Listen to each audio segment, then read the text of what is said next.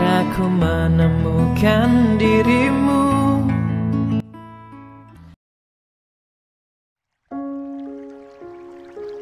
Pilihan hati sang presedir. Bab 017. Umi pilih kasih.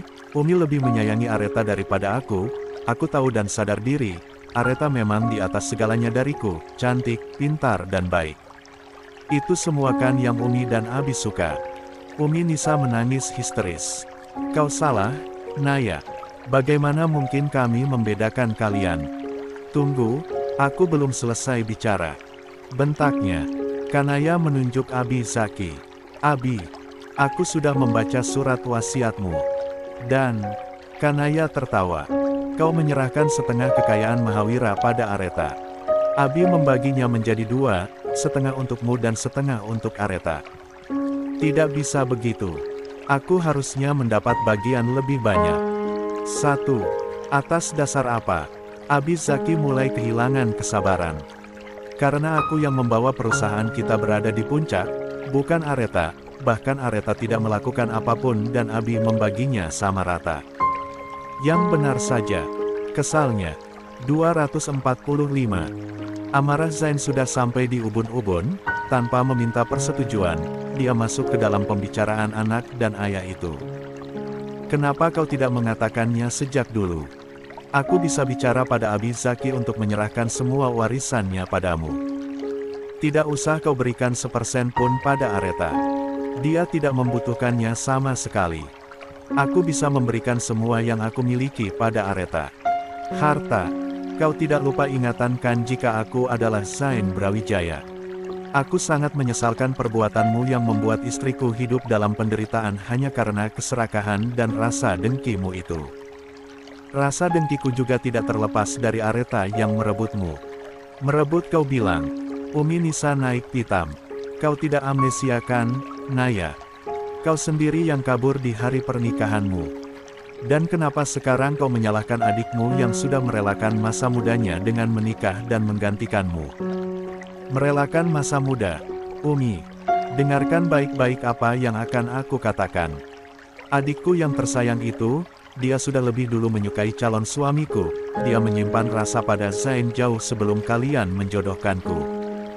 Lalu apa Umi pikir, Aretha tidak akan merebut Zain dariku saat aku benar-benar sudah menikah dengannya. Aretha bukanlah wanita suci yang mampu bertahan dari pesona Zain. Kau gila, Naya. Bisa-bisanya kau berpikir sepicik itu. Zain tertawa di tengah rasa sedih dan emosinya yang semakin meningkat karena Kanaya. Jangan mengkambing hitamkan Aretha, andai benar hari itu kita menikah. Justru aku yang tidak yakin tidak akan jatuh cinta padanya. Dia wanita sempurna yang terlambat aku kenal. Jangan membelanya, kau hanya ingin menyudutkanku. Andai Tante Aza tidak menemuiku, kita pasti sudah memiliki anak sekarang. Kening Umi Nisa mengernyit. Kenapa Tante Aza menemuimu? Umi Nisa menatap Umi Aza. Mbak, sebenarnya apa yang terjadi? Jangan menutupi apapun dariku. Aku mohon. Aku sudah berburuk sangka padamu sejak tadi, tapi anak ini dengan mulutnya sendiri mengakui perbuatannya. Jadi aku mohon, tolong katakan yang sejujurnya. Umi Aza menghela nafas panjang. Tanyakan sendiri pada anakmu, Nis. Aku tidak bisa. 1. Assalamualaikum kakak readers semuanya, Akeong. Berhubung hari kemenangan semakin dekat, autor jadi sedikit sibuk mengurus ini itu. Belum lagi dunia pernastaran yang harus segera diselesaikan. Jadi mohon maaf yang sebesar-besarnya kalau 246, 76, maafkan Abi. Umi Nisa kini menatap Kanaya, meminta jawaban atas segala sesuatu yang terjadi tanpa sepengetahuannya. Apa yang terjadi, Naya? Sebenarnya apa yang kau lakukan? Kanaya benar-benar berada di posisi sulit. Ini yang dia takutkan. Kedua orang tuanya mengetahui sisi liarnya di luaran sana yang suka bergonta-ganti pasangan. Tidak ada Umi. Jangan berbohong. Umi tahu pasti ada sesuatu. Umi sudah curiga sejak dulu. Kenapa? Kau tidak menyukai Zain? Atau kau berselingkuh? Pekik Umi Nisa. Dek, Kanaya sulit menelan ludahnya sendiri. Dia tidak mengiyakan, tidak juga membantah. Karena itu, Umi Nisa bisa menarik kesimpulan yang membuat hatinya semakin hancur. Ternyata apa yang Umi khawatirkan benar-benar terjadi. Apa Umi dan Abi pernah mengajarimu menjadi wanita murahan? Tanya Umi Nisa dengan penuh penekanan, netranya tajam menatap netra Kanaya. Jawab, Kanaya tersentak kaget. Plak, Umi Nisa menamparkan Kanaya. Mungkin pipi Kanaya terbuat dari besi hingga bisa menanggung banyaknya stempel tangan yang mengarah ke pipinya. Kau membuatku kecewa, Naya. Umi sangat kecewa. Ucap Umi Nisa sembari meneteskan air mata. Umi Nisa berjalan gontai menjauh dari Kanaya. Sebenarnya apa yang terjadi dengan keluarganya? Dia hanya memiliki 2 anak, dan salah satu dari putrinya itu menyakiti putri yang lainnya. Sungguh ironis. Umi Nisa menghampiri Abi Zaki. Dengan suara lemah namun masih bisa didengar, Umi Nisa meminta sesuatu pada Abi Zaki. Telepon polisi. Semua tersentak, tidak terkecuali Zain dan Umi Asa. Abi Zaki tidak perlu menunggu perintah kedua kalinya, dia segera meraih ponselnya dan benar-benar menelpon kantor polisi terdekat. Abi, Umi, apa yang kalian lakukan? Protes Kanaya. Memberikanmu pelajaran. Kali ini, Abi sudah tidak sanggup mendisiplinkanmu, atau lebih tepatnya, terlambat. 247. Makanya, aku menyerahkan pada yang berwajib untuk memberikanmu bagaimana itu pelajaran hidup yang sebenarnya. Tapi Abi, aku tidak mau dipenjara. Kanaya menangis histeris. 1. Buka matamu. Apa kau masih belum sadar juga dengan apa yang sudah kau perbuat, Naya? Di sini, adikmu butuh keadilan. Areta sedang berjuang, dan itu semua karena perbuatanmu. Baiklah, jadi jika selama ini, kau beranggapan jika Umi dan Abi pilih kasih, maka tanamkanlah seperti itu saja. Jangan mengubahnya, kata Umi Nisa putus asa. Kanaya syok. Orang tuanya ternyata tidak membelanya. Dia menjatuhkan tubuhnya di atas lantai, menangis histeris tanpa ada seorang pun yang menolongnya. Beberapa saat kemudian, polisi benar-benar datang dan menggiring Kanaya ke kantor polisi. Teriakan dan sumpah serapah dilontarkan Kanaya untuk mengurangi kemarahan dan kekesalannya pada kedua orang tuanya. Permintaan petugas polisi agar salah satu dari mereka ikut ke kantor guna memberikan kesaksian ditunda sementara waktu dengan pertimbangan belum adanya kepastian kondisi Areta di dalam sana. Kembali ke Zain. Zain mulai gelisah, operasi sudah berjalan lebih dari 4 jam dan belum ada tanda-tanda operasi itu akan selesai. Sementara itu di dalam kamar operasi. Operasi berjalan dengan lancar tanpa adanya penyulit sedikitpun, hanya saja, ada satu hal yang membuat Abi Adam dan Ezar masih betah di dalam ruangan dingin itu. Abi Adam sesekali menatap wajah menantunya yang tidur dengan lelap. Sesekali pula, helaan nafasnya terdengar begitu berat. 2. Begitupun dengan Ezar. Tingkahnya tidak berbeda jauh dari Abi Adam. Sebenarnya, bukan hanya mereka berdua saja, tapi semua yang mengikuti operasi itu bertingkah hampir sama dengan Abi Adam dan Ezar. Bagaimana, Bi? Tanya Ezar. Abi Adam menggeleng. Kita ikhlaskan. Tidak bisa juga dipertahankan. 3. Ezar mengangguk lemah. Baiklah. Kak, lampu dimatikan pertanda operasi sudah selesai. 248. Zain harap-harap cemas menunggu di depan kamar tersebut. Tidak lama kemudian, Abi Adam dan Ezar keluar bersamaan.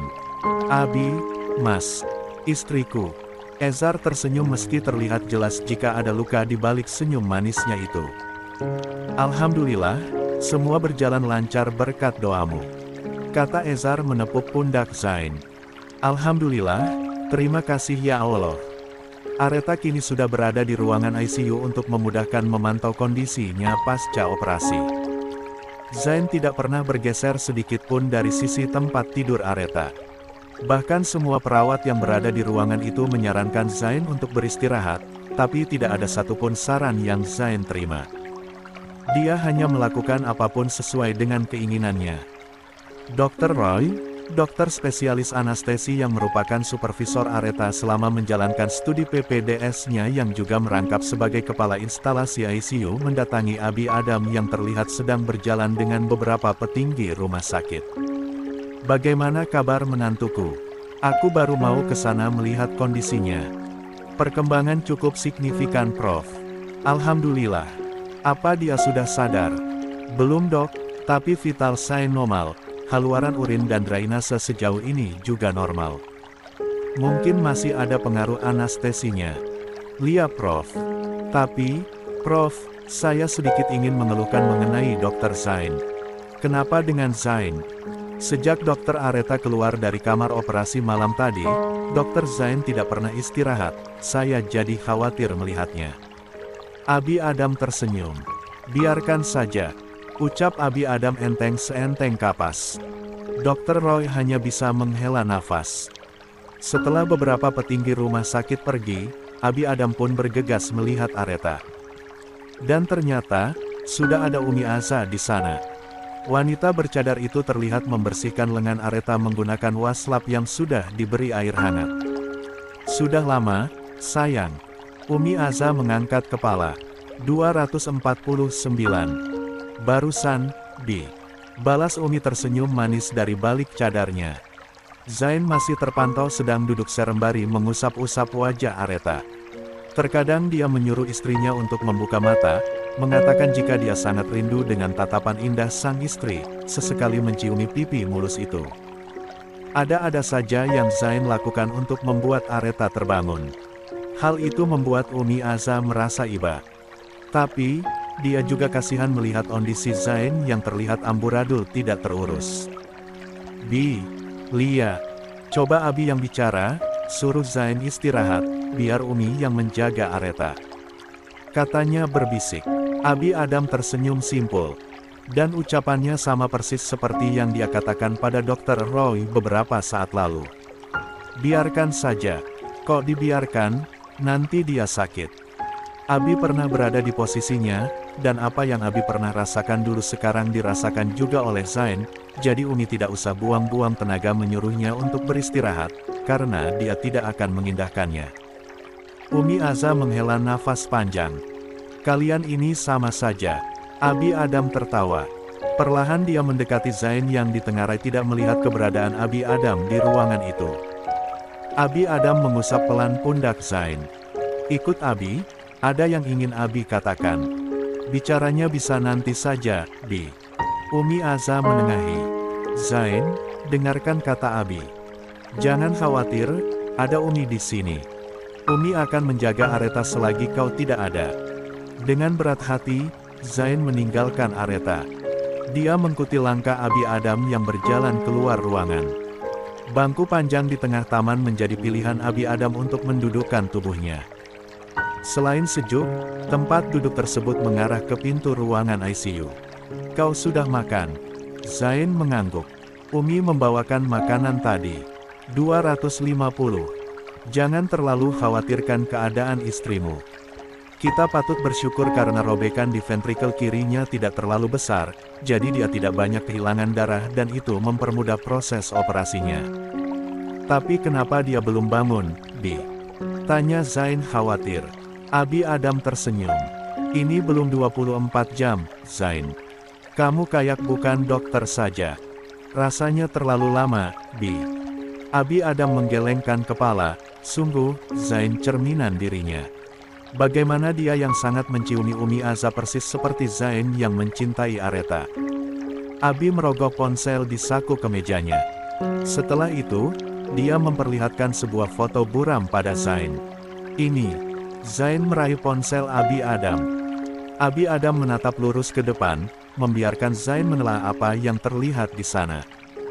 Abi minta maaf, karena tidak bisa menyelamatkannya. 3. 251. 77. Kehancuran Sanjaya. Zain menatap sendu sebuah gambar USG. Di sana terdapat bulatan seperti kecambah yang berumur sekitaran 8 minggu. Lama Zain menatap hingga netranya mulai berembun. Abi Adam menoleh, sedikit senyum menguatkan ia perlihatkan untuk anaknya. Pundak rapuh itu ditepuk perlahan oleh Abi Adam. Jangan terlalu bersedih. Allah lebih mencintainya. Ikhlaskan dia kembali pada sang penciptanya. Cairan yang berbentuk embun itu kini lurus sudah. Cobaan kali ini begitu berat dirasakan Zain. Sembari mengusap air matanya, Zain berkata, "Beberapa minggu ini, dia memang sangat manja padaku. Aku tidak pernah berpikir jika itu adalah perubahan hormonalnya." Abi Adam menghela nafas. "Sudahlah, jangan terlalu dipikirkan. Sekarang fokus pada kesembuhan istrimu." Zain mengangguk. Mereka pun beranjak. Abi kembali ke ruangannya, sementara Zain ke ruangan ICU tempat istrinya sedang dirawat. Di dalam ruangan Elcu khusus. Ruangan yang terdiri dari satu bed yang memang diperuntukkan bagi keluarga Brawijaya, nampak pemandangan yang sedikit aneh. Seorang pria sedang berlutut di depan ranjang Areta. Umi yang menjaga berdiri tidak jauh dari pria itu. Umi Aza menatap tajam pria tampan itu. "Saya datang untuk meminta maaf," ucapnya tertunduk. "Apa kamu tahu di mana letak kesalahanmu?" tanya Umi. Pria itu mengangguk. "Cinta saya jatuh pada orang yang salah. Seharusnya sejak awal, saya tidak boleh menyimpan rasa ini. Lalu sekarang, apa maumu?" "Baf." Belum sempat menjawab, tubuh pria itu tiba-tiba terjatuh setelah mendapatkan pukulan dari Zain. Bibirnya pecah dan berdarah. Setelah bangkit, Zain kembali memukulinya. 252. Kebrutalan Zain terhenti ketika mendengar suara Umi Aza. "Cukup Zain." Kali ini, Reno nampak kesulitan untuk berdiri. Tubuhnya diserang habis-habisan tanpa berani untuk sekedar menghindar apalagi melawan. Sanjaya Group sedang berada di titik krisis sepanjang sejarah perjalanannya. Reno yang digadang-gadang mampu membuat Sanjaya sesukses Brawijaya justru membuat perusahaan itu karam. Kisah pilu sang cucu menantu sampai di telinga Abi Lukman, meski belum bisa melihat langsung kondisi Areta berhubung Abi Lukman sedang di Eropa, tapi Abi Lukman memantau semuanya dari laporan Abi Adam. Dan kemarahan pimpinan tertinggi Brawijaya Group itu, membuat Sanjaya hancur berkeping-keping hanya dalam sehari saja. 1. Reno tetap menguatkan lututnya untuk bertahan di posisi semula. Dia tidak berani mengangkat kepala. Jujur, andai waktu bisa diputar kembali, dia pasti berpikir ribuan kali untuk berurusan dengan keluarga Brawijaya. Dia terlalu memandang remeh keluarga tersebut. Meski sangat mencintai istri dari penerus perusahaan raksasa itu, setidaknya, Reno masih punya pertimbangan. Umi Aza menghampiri Reno. "Kakimu akan kebas dan sakit, jadi berdirilah. Umi mewakili Zain minta maaf karena sudah memukulmu. Tapi daripada bertahan di sini dengan rasa penyesalanmu, alangkah baiknya jika kamu pulang." Untuk permintaan maafmu, Umi mewakili Areta menerimanya. Umi menjamin, dia akan memaafkanmu. "Anakku bukan manusia pendendam." Reno mengangkat kepalanya. Kalimat itu sangat dalam dan membuat Reno merasa tenang sekaligus tertampar. Ditegur dengan sindiran halus ternyata membuat Reno tidak mampu berkata-kata. Rafael, dia kembali mengingat adiknya itu. Adik yang sejak resmi berhenti bekerja dari Brawijaya belum dia temukan di mana keberadaannya. Rafael menghilang bagai ditelan bumi tanpa ada kabar berita. Rafael sangat mengagumi ibunya Zain, dan ternyata memang benar. Lagi-lagi Reno kalah, memandang orang sebelah mata adalah perbuatan yang sangat tidak baik. Dan itu yang dia lakukan saat Rafael menceritakan sedikit kepribadian wanita bercadar itu. Kehilangan semuanya adalah hukuman yang setimpal yang Areta berikan pada Reno secara tidak langsung. Dengan langkah gontai, Reno meninggalkan ruangan ICU. Reno berdiri di depan kamar tersebut, memandang dengan tatapan sendu pintu yang tertutup rapat. Setelahnya, Reno membungkuk 90 derajat dengan air mata yang meleleh membasahi kedua pipinya. 253. Flashback on. Sekitar 5 jam lalu, Andreas datang ke villa mewah Reno. Reno yang saat itu baru saja menerima panggilan dari seseorang nampak syok begitu melihat ayahnya yang berjalan tergesa dengan wajah memerah menghampirinya. Plak, Ponsel Reno terhempas entah kemana. Sebelumnya aku sudah memperingatkanmu untuk berhati-hati. Pekiknya dengan dada yang terlihat naik turun. Apa maksud papi? Lukman Brawijaya, dia bertindak. Memangnya apa yang bisa dilakukan pria bau tanah itu? Plak, Andreas kembali menamparkan Reno. Bau tanah kau bilang? Ya, pria bau tanah itu sudah mengakuisisi Sanjaya. Kita bangkrut, Reno. Netra Reno membulat sempurna. Mengakuisisi? Bagaimana bisa? Bisa, dia memiliki jaringan di dunia bisnis dan politik. Hanya dengan sekali panggilan, pemegang saham di Sanjaya menjual sahamnya ke Brawijaya.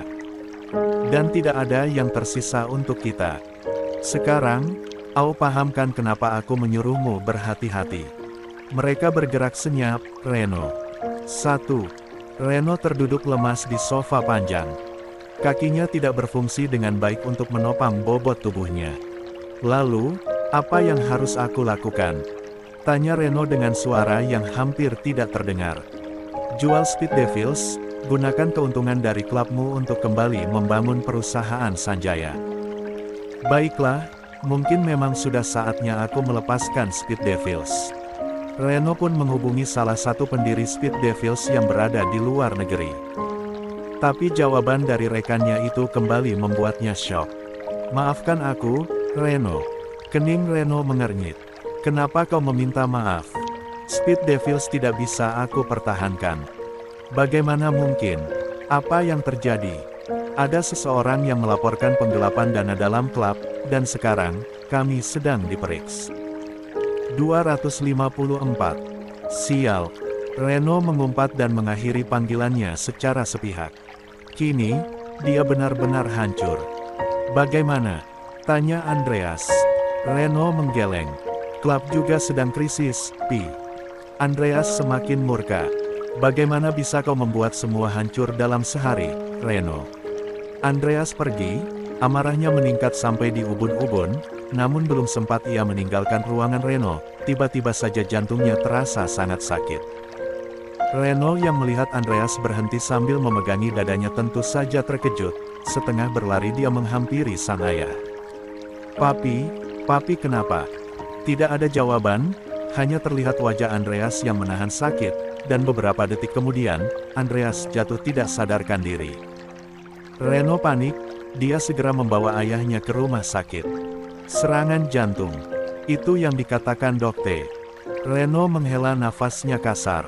Setelah menunggu kondisi Andreas membaik, Reno pun keluar hendak membeli sesuatu.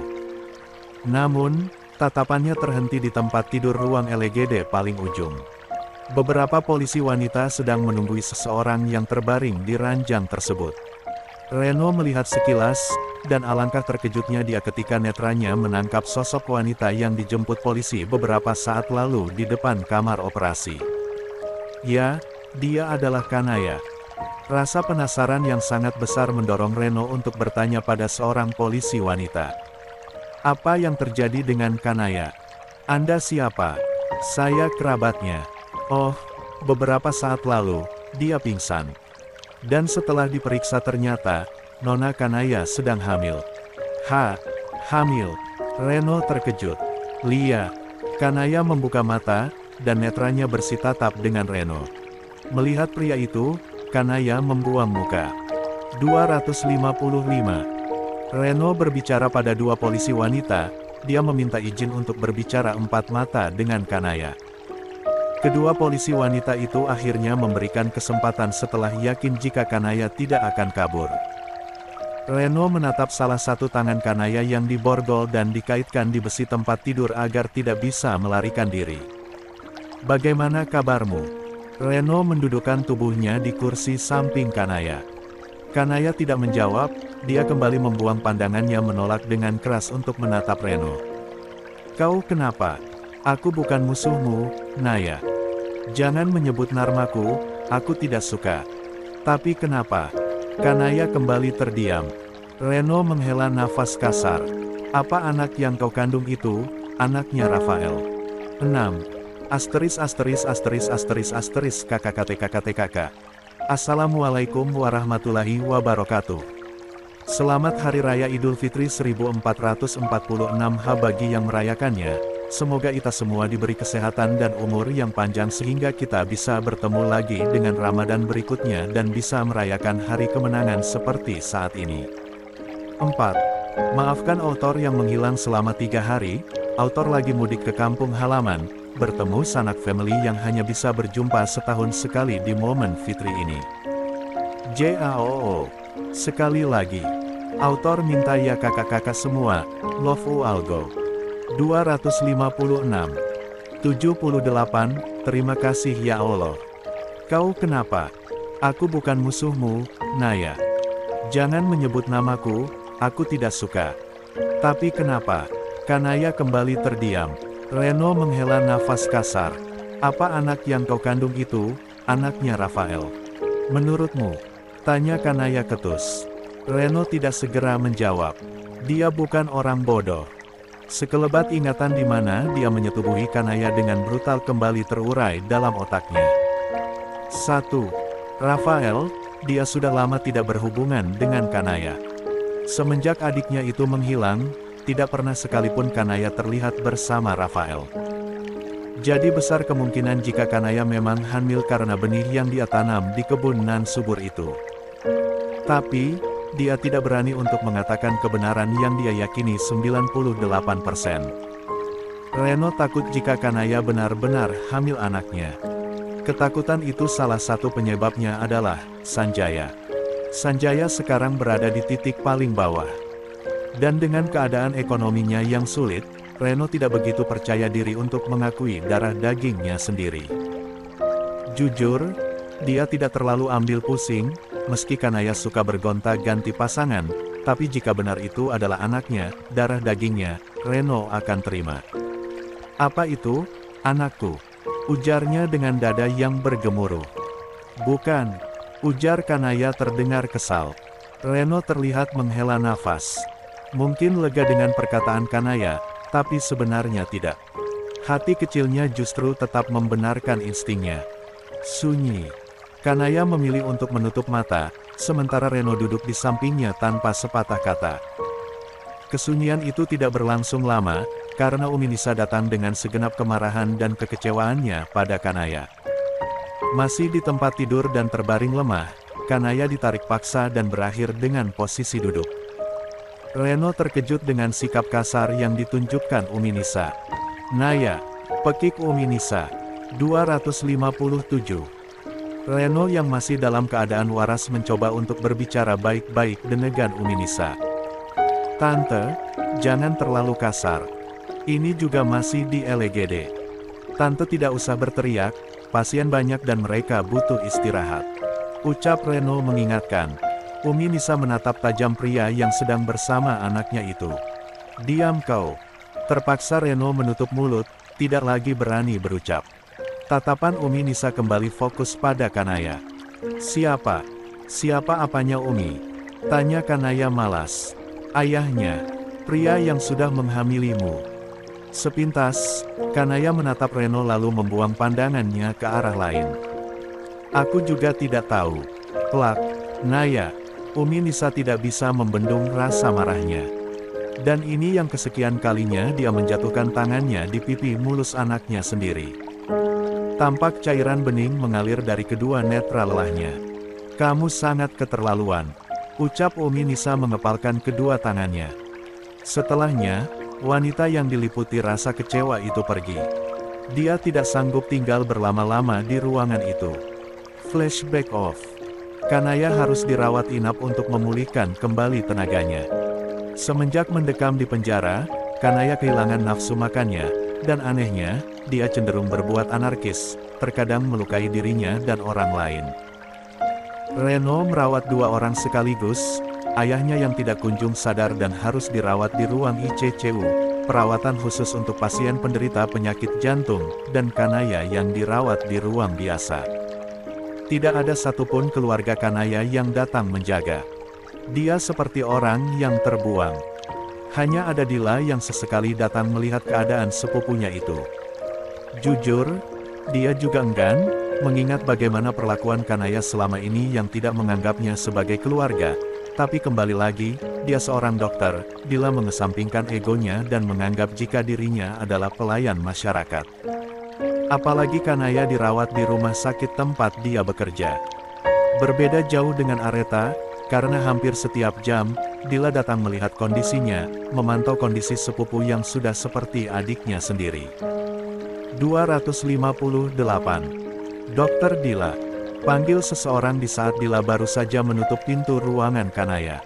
"Lia dok," ucapnya Rama begitu mengetahui jika yang memanggilnya adakah dokter penanggung jawab yang menangani Kanaya. "Boleh kita bicara sebentar?" "Tentu saja, dok." Dr. Ellen berjalan berdampingan dengan Dila. Keduanya berbincang ringan sebelum akhirnya keduanya tiba di ruangan dokter penyakit dalam tersebut. "Silahkan duduk," ucapnya Rama. "Makasih dok. Maaf, aku memanggilmu, ada yang ingin aku katakan tentang pasien yang berada di kamar nomor 12. Aku dengar kalau dia adalah keluargamu." Dila mengangguk. "Benar sekali dok, dia sepupuku, ibunya dan ibuku bersaudara." "Syukurlah. Karena yang ingin aku sampaikan ini sedikit bersifat pribadi." Dila mulai merasa ada yang tidak beres. Dengan senyum yang sedikit dipaksakan, Dila pun mempersilahkan Dr. Ellen untuk berbicara. "Silahkan dok. Menurut pengamatanku dan dari cerita polisi wanita yang mengantar Nyonya Kanaya ke rumah sakit, aku bisa menarik kesimpulan kalau Nyonya Kanaya mengidap BPD." Netra Dila membulat sempurna. "BPD dok." Dr. Ellen mengangguk. "Tapi untuk memastikan dan menegakkan diagnosisnya, aku harus bekerja sama dengan dokter psikiater." "Apa yang dokter temukan dari Kanaya dok?" Dila mencoba mengulik. "Setiap aku visite, aku melihat jika kepribadian selalu berubah. Kadang dia ceria, murung, marah-marah, uring-uringan, yang pasti semua ciri-ciri pengidap BPD ada padanya." "Astagfirullah, itukah sebabnya dia sangat membenci Aretha?" gumam Dila. "Membenci siapa dok?" "Oh, tidak apa-apa dok. Terima kasih untuk informasinya, dan alangkah baiknya jika dikonsulkan ke psikiater saja dok." 259. "Baiklah, aku akan melakukannya segera." Mereka berpisah. Sepanjang jalan, Dila nampak terus berpikir. BPD adalah borderline personality disorder atau gangguan kepribadian ambang adalah masalah kesehatan mental yang mempengaruhi cara berpikir seseorang mengenai dirinya sendiri dan orang lain. Pengidap BPD juga menghadapi masalah citra diri, kesulitan mengatur emosi dan perilaku serta pola pikir yang tidak stabil.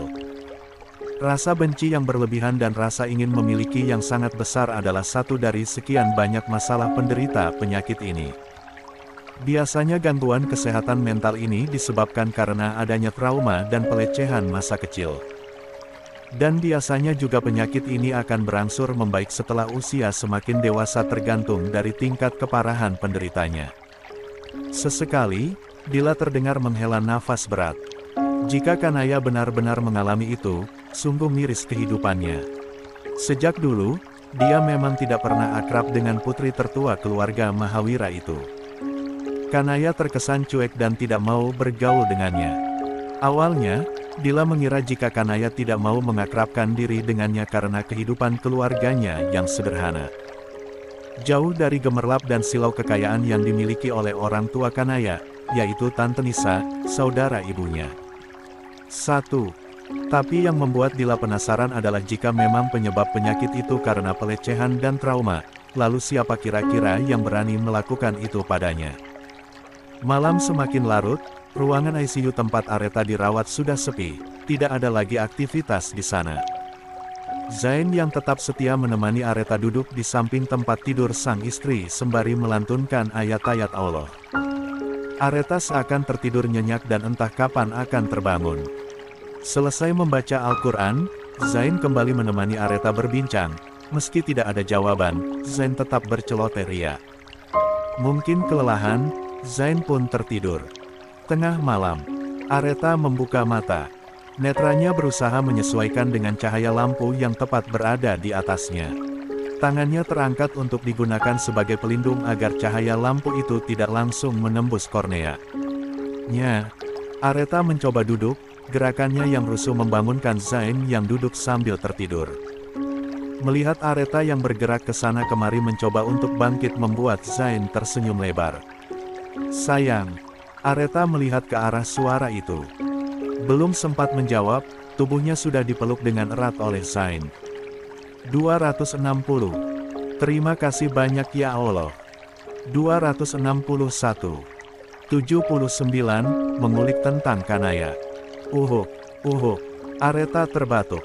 Pelukan Zain terasa begitu erat hingga seperti mencekik lehernya. "Mas, aku tidak bisa bernafas."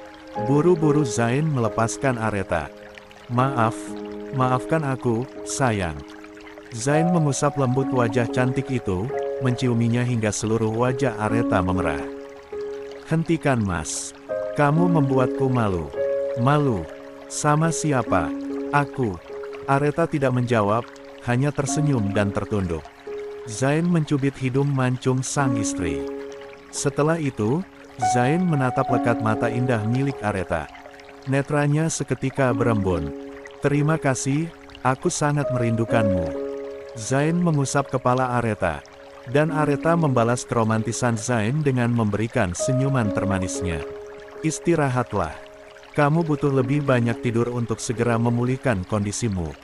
"Tapi, Mas, kenapa sayang? Aku haus, boleh aku minum?" Zain tersenyum. "Tentu saja, tapi untuk sementara jangan terlalu banyak ya." "Lia, aku tahu." Zain mengambilkan Aretha air minum, dan seperti peringatan Zain tadi, Aretha hanya meminum seteguk dari gelas yang diisi setengahnya oleh Zain. "Kenapa sedikit sekali? Aku takut muntah, kepalaku masih terasa pening, mungkin pengaruh anestesi belum hilang." "Ya sudah, sebaiknya kamu istirahat." 262. Aretha mengangguk. Zain menyimpan gelas di atas meja, setelah itu, dia memperbaiki letak selimut Aretha, memperbaiki posisi selimut itu agar menutupi sebagian tubuh istrinya. "Tidurlah," ucapnya lalu mendudukkan tubuhnya di kursi sembari mengusap kepala Aretha. Aretha terus memperhatikan wajah Zain yang begitu dekat dengan wajahnya. "Aku ingin anak kita kelak memiliki wajah sepertimu, Mas." "Dek, anak."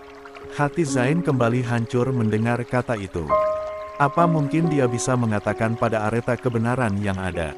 Rasa-rasanya Zain tidak sanggup. "Apa aku begitu tampan?" Kilahnya di tengah kegundahan hatinya. Aretha mengangguk. "Tentu saja. Kamu pria yang paling tampan yang pernah aku temui setelah Abizaki."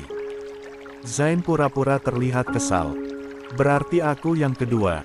Aretha terkekeh pelan.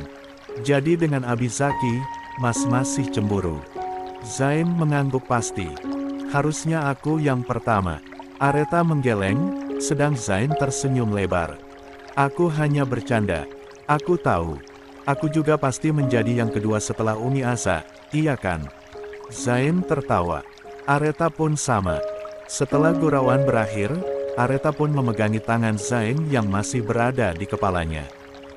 "Malam ini, aku ingin tidur di pelukanmu, Mas." Zain terkesiap. Sebenarnya, dia pun menginginkan hal itu. Tapi, Zain tidak boleh egois. Aretha butuh ruang untuk mempercepat pemulihannya. "Aku akan memelukmu dari sini." Aretha menggeleng. "Aku tidak mau.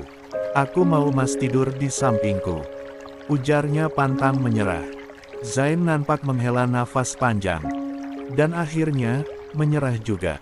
Meski terlihat kesulitan, Aretha mencoba bergeser dan memberikan ruang pada Zain tepat di sebelahnya.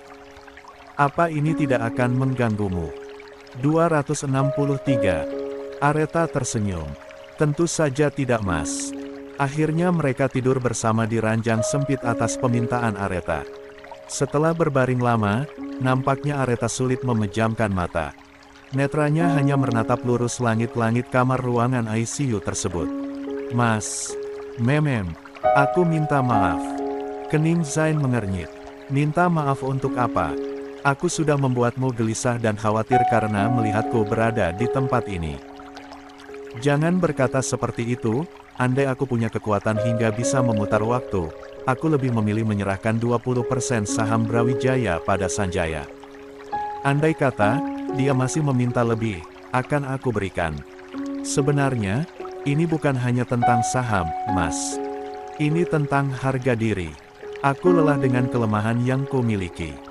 Aku tidak akan pernah bisa bergerak maju jika tetap berada di posisi ini dengan segala trauma dan ketakutanku. Aku hanya menginginkan sebuah kebebasan. Bebas dari kungkungan rasa gelisah setiap hari, bebas dari mimpi buruk yang selalu menghantuiku setiap malam, bebas dari semua ketakutanku di masa lalu. Hanya itu, ucap Aretha dengan suara pelan. Zain kembali memeluk erat wanitanya. Tapi aku hampir saja kehilanganmu, sayang. Aretha tersenyum. Tapi aku masih di sini, bersamamu. Diam. Kau itu banyak bicara. Jangan membuatku ketakutan lagi, tak. Kesal Zain karena Aretha terlihat santai menanggapi kekalutan batinnya. Sementara itu, Umi Nisa dan Abi Zaki nampak termangu setelah mendengar penjelasan Dila. Ya, Dila berkunjung ke rumah mewah Mahawira setelah mendapatkan informasi yang akurat dari Dr. Ellen dan salah seorang dokter psikiater rumah sakit Brawijaya. Jadi maksudmu, Nak, Kanaya mengalami gangguan mental, Tante. Dalam istilah medis itu disebut dengan BPD. Jadi perilakunya cenderung ke arah yang bersifat kekerasan. Dia akan merasakan kepuasan saat melihat orang yang dia benci. 264. Mengalami kesusahan. Dek. Tanpa sadar, Umi Nisa meneteskan air mata. Tapi kenapa dia bisa seperti itu? Penyakit itu, apa kau tahu penyebabnya? Setahuku, kepribadian ambang banyak ditemukan pada orang yang pernah mengalami trauma berat di masa lalu seperti sebuah pelecehan seksual. Apa? Kening Abi Zaki mengernyit. Ku rasa tidak. Kanaya selalu bersama kami. Lia, Dila tahu, Om. Mungkin memang selama ini Kanaya hidup bersama Om dan Tante, tapi apa Om menjamin bagaimana sebenarnya kehidupannya di sekolah? Apa selama bersekolah di luar negeri, dia mendapatkan perlakuan yang baik dari teman dan guru-gurunya? Abi Zaki nampak berpikir, namun sekeras apapun usahanya untuk mengingat, anggapannya tetap sama. Tapi itu berbeda dengan Umi Nisa. Sebagai seorang ibu yang selalu berada di rumah dan mendampingi Kanaya, Umi Nisa mulai merasakan perubahan sikap anak sulungnya itu saat duduk di bangku sekolah pertama. Kanaya yang semula cerewet, jadi lebih banyak diam dan sering menyendiri di kamar. Tapi saat itu, Umi Nisa menganggap jika itu hanyalah perubahan hormonal saja. Tante ingat jika dia mulai jadi pendiam di tahun pertamanya di junior high school. Sekitar beberapa bulan sebelum aku kembali ke tanah air. Tapi Tante pikir itu hanyalah perubahan seorang anak ke remaja pada umumnya. Ucapnya dengan lelehan air mata. Jika benar seperti itu, berarti sebagai orang tua, merekalah yang lalai dalam menjaga putrinya sendiri. Apa Tante ingat, bagaimana kondisi Kanaya setelah pulang sekolah?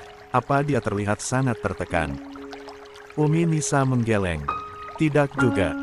Justru dia terlihat sangat ceria, meski pada akhirnya setelah lama berada di rumah, Kanaya akan terlihat kembali diam dan murung. Dila terlihat bingung dengan penuturan Tante Nisa. Atau begini saja, Tante dan Om ikut Dila ke rumah sakit, Dila akan mempertemukan Tante dengan psikiater yang merawat Kanaya. Siapa tahu, dengan informasi yang Tante berikan, psikiater bisa segera menemukan solusi untuk kesembuhan Kanaya. Baiklah. Dan disinilah kini Abi Zaki dan Umi Nisa berada, duduk dengan gelisah di depan seorang psikiater. Umi Nisa mencoba mengurai benang-benang kusut yang menyebabkan anaknya mengalami gangguan mental. 265. Kalau dari penjelasan ibu, saya rasa traumanya tidak dia dapatkan di sekolah. Kata psikiater. Lalu, di mana anak saya mengalami perbuatan tidak menyenangkan itu, Dok? Dokter psikiater terlihat menghela napas pelan. Kemungkinan besar, itu terjadi di rumah ibu dan bapak sendiri. 1. 266. 80. Bagaimanapun, aku tetap temanmu. Aku tidak mengerti. Apa maksud dokter? Umi Nisa seperti tidak percaya dengan apa yang terjadi. Lia, jika penjelasan ibu seperti itu tadi, maka kemungkinan besar trauma Nyonya Kanaya disebabkan dari dalam rumah ibu dan bapak. Dila yang mendampingi konseling itu nampak syok, begitupun dengan Umi Nisa dan Abi Zaki. Kalau dokter mengatakan gangguan mental itu karena trauma masa kecil, berarti itu saat kami masih berada di luar negeri. Itu bisa saja, Pak. Abi Zaki mencoba mengingat para pekerjanya saat tinggal di villa mewahnya di Den Haag, Belanda. Dan ingatan itu tertambat pada satu orang, dia adalah tukang kebun yang bekerja paruh waktu di villanya.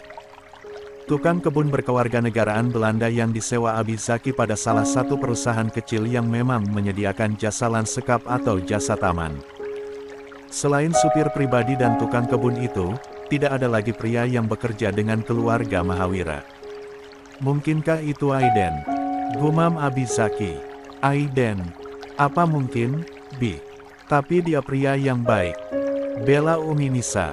Umi Nisa memang sangat dekat dengan Aiden.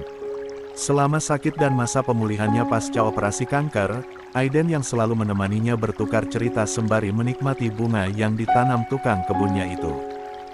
Bisa saja, karena dialah yang paling sering berada di rumah. Ujar Abi Zaki geram. Aku akan ke Belanda sesegera mungkin. Lanjutnya, Umi Nisa menghela nafas panjang.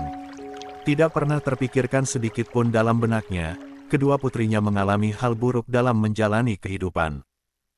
Areta yang sabar dan penurut, harus melewati trauma panjang akibat cinta dari seorang pria gila.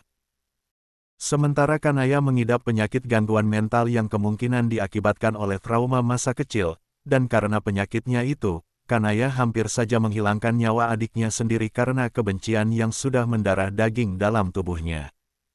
Apa aku pernah melakukan kesalahan di masa lalu sehingga Allah memberikan ujian ini padaku, Bi? Ucap Umi Nisa menatap lampu-lampu taman di teras belakang rumah mewahnya. 1. Netranya kembali berair. Abi Zaki duduk di samping Umi Nisa sembari memegang tangan istrinya. Jangan berkata seperti itu, Umi. Allah sedang menguji seberapa kuat iman kita. Jadi jangan menyerah. Tidak lama lagi, Allah pasti akan memberikan rahmat-Nya pada kita. 267. Amin. Umi Nisa mengusap air matanya. Pandangan Umi Nisa beralih pada sosok lansia yang masih terlihat bugar sedang berada di dapur, mengambil gelas lalu menuang air dan meminumnya. Sudah berapa lama Pak Hasbi bekerja dengan keluarga kita, Bi? Tanya Umi tiba-tiba. Sejak Umi hamil Kanaya. Lanjut Abi Zaki. Umi Nisa terus memperhatikan gerak-gerik Pak Hasbi. Dia supir yang ikut dengan kita ke Den Haag kan, Bi? Abi Zaki mengangguk, kenapa? Umi mencurigai Pak Hasbi. Umi Nisa tidak segera menjawab. Aku percaya padanya, dia sudah Abi anggap seperti keluarga sendiri. Tambah Abi Zaki. Umi Nisa kembali menghela nafas. Entahlah, mungkin karena masalah yang terus datang menghantam keluarga kita, makanya aku mulai tidak percaya pada semua orang. Apalagi jika orang itu sangat dekat dengan keluarga kita. Kata Umi sebelum akhirnya beranjak pergi dan masuk ke dalam kamarnya. Di rumah sakit Brawijaya, Reno tertunduk dalam dengan netra yang dipenuhi air mata. Beberapa menit lalu, Andreas, sang ayah, tutup usia membawa penyakit yang disebabkan olehnya. 2. Reno menatap nanar pada jasad yang terbujur kaku di atas ranjang. Papi Andreas, kini meninggalkannya sendirian. Sepi, hampa dan penuh kesedihan. Andreas Sanjaya, generasi kedua yang meneruskan Sanjaya Group hingga bisa bersanding dengan perusahaan-perusahaan sekelas Brawijaya, kini hancur di tangannya. Sanjaya Group resmi berakhir di generasi ketiga keluarga menyedihkan itu. Tidak ada yang tersisa untuknya, jangankan gedung, sebuah kamar berukuran standar pun kini tidak dia miliki. Kehidupannya benar-benar berubah drastis.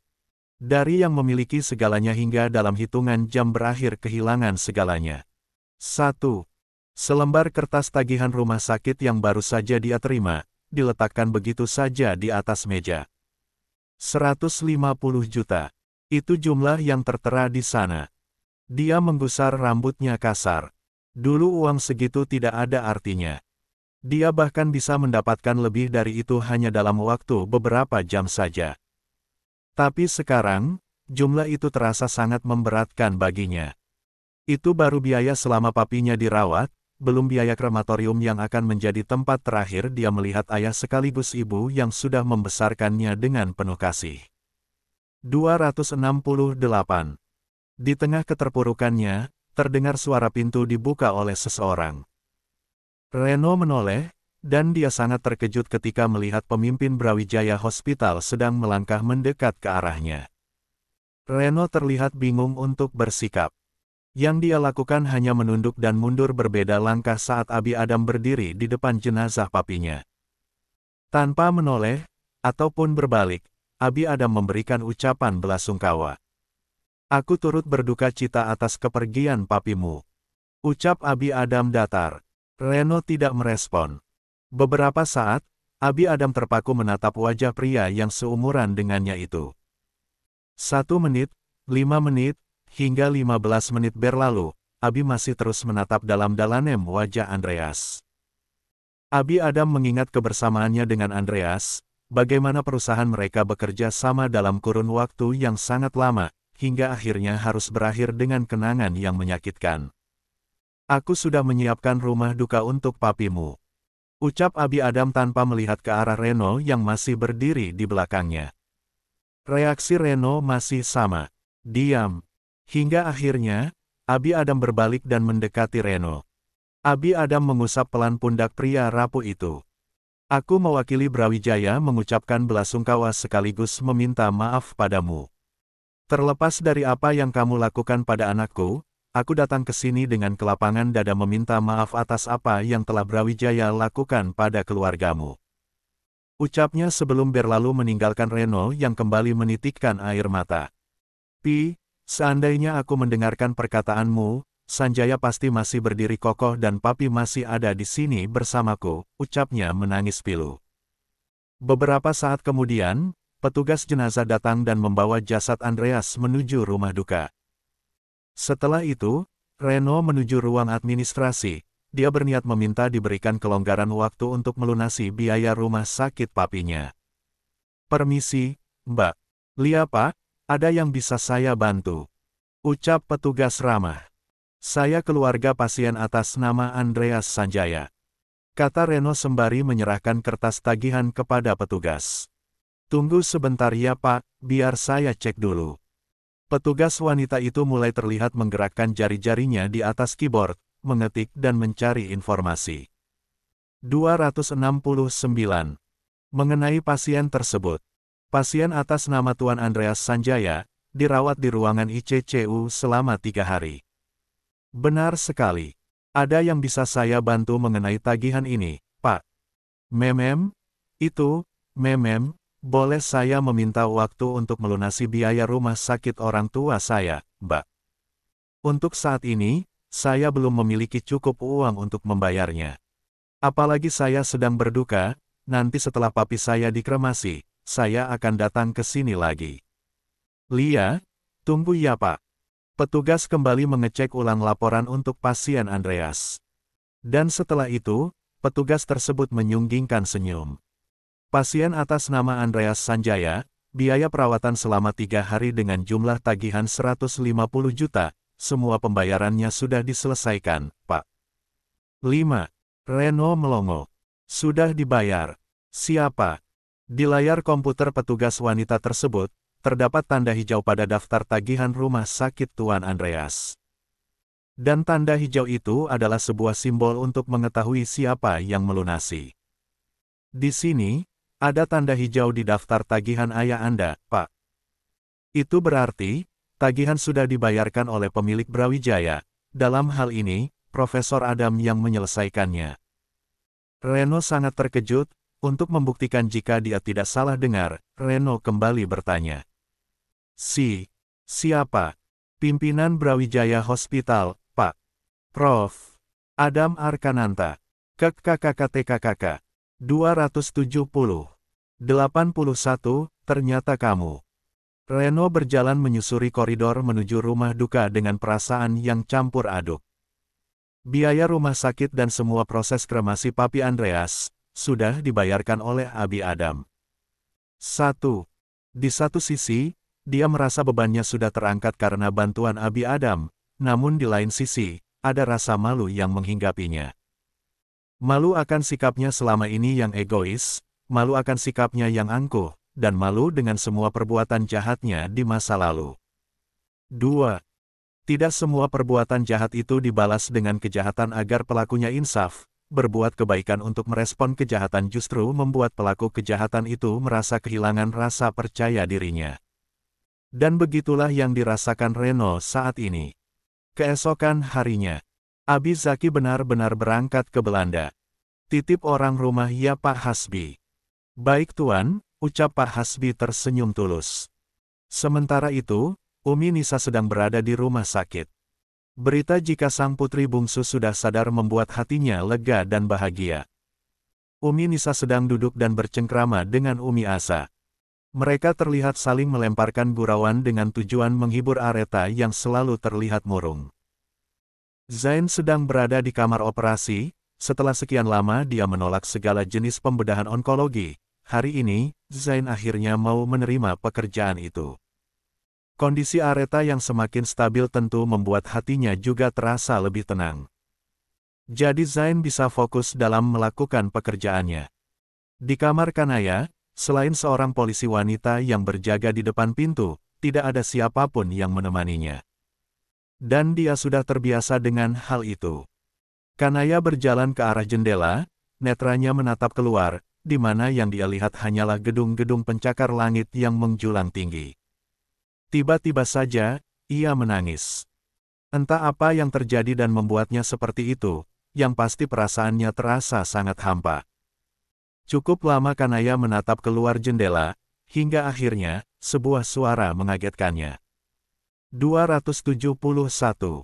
Apa yang kau lakukan di situ? Suara itu begitu familiar, meski tidak melihat, Kanaya sudah bisa memastikan siapa pemiliknya. Seketika, tubuhnya merinding. Sudah lama dia tidak pernah mendengar suara itu secara langsung. Tapi kali ini, suara itu terdengar lagi dan membuat ingatan-ingatan kelam masa lalu kembali berputar di kepalanya. Setelah berbagai macam pengalihan yang dia lakukan selama ini, mulai dari yang melanggar normal agama hingga kejahatan-kejahatan lainnya, ternyata itu belum cukup untuk bisa membuatnya melupakan hari-hari kelam masa kecilnya. Kanaya ternyata tidak bisa lepas dari sana, kehidupannya hanya berputar dengan rasa trauma yang coba dia kubur tapi itu justru menjadi bumerang untuknya. Kanaya berbalik. Nampak supir pribadi Abinya tengah duduk di sofa tunggal dengan tatapan mata yang memuja kecantikan Kanaya. 2. Aku dengar kamu hamil. Apa itu benar? Kanaya membuang muka. Bukan urusanmu. Ketusnya. Hahaha. Pak Kasbi tertawa. Jangan galak-galak. Aku jadi sangat menginginkanmu kalau kau bersikap seperti itu. Keluar. Kau mengusirku. Aku akan berteriak. Lakukan saja, tidak akan ada orang yang datang menolongmu. Polisi di depan aku suruh beristirahat. Kanaya mengamuk. Dan Pak Hasbi hanya membiarkannya saja. Lelah membanting semua barang hingga berhamburan, Kanaya mulai kelelahan. Nafasnya mulai tersengal karena pengaruh emosi dan mental yang tidak stabil. Melihat itu, Pak Hasbi datang mendekat, dia memeluk Kanaya dengan erat. Dan untuk sementara waktu, Kanaya menerima pelukan itu. Apalagi, Pak Hasbi membisikkan kalimat-kalimat yang membuat Kanaya tenang. Namun, itu tidak berlangsung lama, karena Kanaya kembali berontak dan membuat Pak Hasbi kewalahan. Naya, tenanglah. Jangan seperti ini. Sudah kubilang, keluar. Kanaya berteriak histeris. 272. Dan teriakan Kanaya itu membuat seseorang yang berdiri di depan pintu nampak kebingungan dengan pemandangan aneh yang dilihatnya. Apa yang Pak Hasbi lakukan di sini? Tanya Umi Nisa terlihat waspada. Itu terlihat dari caranya melangkah yang perlahan-lahan. Pak Hasbi nampak terkejut. Sial. Aku ketahuan, umpatnya dalam hati. Dia bangkit dengan raut wajah kesal. Seperti yang Nyonya lihat, saya sedang menenangkan putri Nyonya yang sedang tantrum. Aku juga melihatnya, yang aku tanyakan, kenapa kamu masuk ke dalam kamar rawat putriku? Sebagai seorang supir, rasa-rasanya kamu tidak punya kepentingan di sini. Kamu sangat lancang, Pak Hasbi. Supir. Ya, saya memang hanya supir, tapi itu di saat saya sedang menjalankan tugas dan melayani Tuan Besar, tapi jika saya sedang bebas, ceritanya akan jadi lain. Umi Nisa marah, itu terlihat dari raut wajahnya yang memerah. Apa maksudmu? Umi Nisa geram, kedua tangannya mengepal kuat. Pak Hasbi tersenyum sinis. Tidak usah pura-pura nyonya, saya yakin jika nyonya sudah mengetahuinya. Jadi, kau pelakunya.